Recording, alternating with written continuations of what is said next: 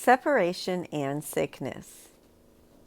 The key point in this chapter is the equating of separation and sickness. The construction of false idols by the minds worshiping them is the sickness, which is why the chapter is entitled The Idols of Sickness. It is clear here, as throughout the course, that sickness is not in the body. Rather, it is the belief there are gods we can place before the true God as substitutes for him. The body, then, is the direct expression of the ego's idol worship and takes its shape around the mind's guilt.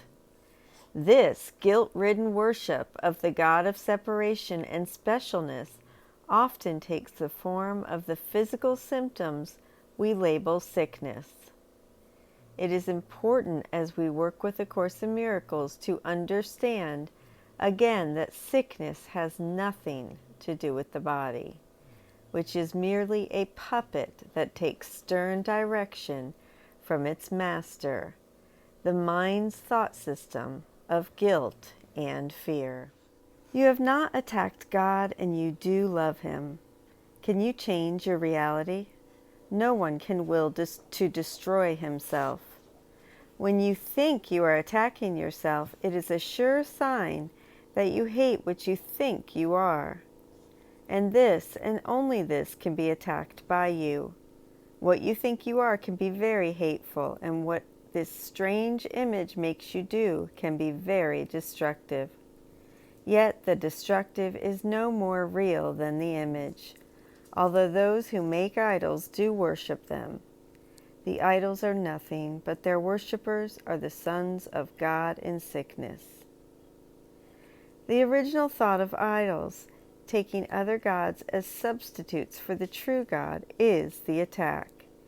It is the sickness, and from it arises an image of the sick and moribund body that constitutes our physical, psychological self. As the original ego thought of separation as interpreted as destructive, and since ideas leave not their source, the body can only manifest destruction. These idols of sickness, perceived but not known, are seen in the wars we wage against other countries, groups, and specific people, as well as in the destructive thoughts we seek to keep to ourselves. In fact, our being in a body is itself a destructive thought, for it attacks our reality as spirit. All the while behind this hate is the right-minded thought of atonement, reminding us that attack is an idle dream that has no effect on our true self and its creator. Perception remains the realm of lies. Knowledge, the realm of spirit, alone is truth. To believe that a son of God can be sick is to believe that part of God can suffer. We believe we are that suffering part of God. The thought we can separate from the whole is the insanity the ego tells us is the truth, a reality that demands our pain and death as punishment for our sin. This makes no sense to the rational or sane mind, but the irrational nature of the ego's defenses of guilt and attack makes the Holy Spirit's reason inaccessible to us. Love cannot suffer because it cannot attack. The remembrance of love, therefore, brings invulnerability with it. To believe a son of God is sick is to worship the same idol he does. God created love, not idolatry.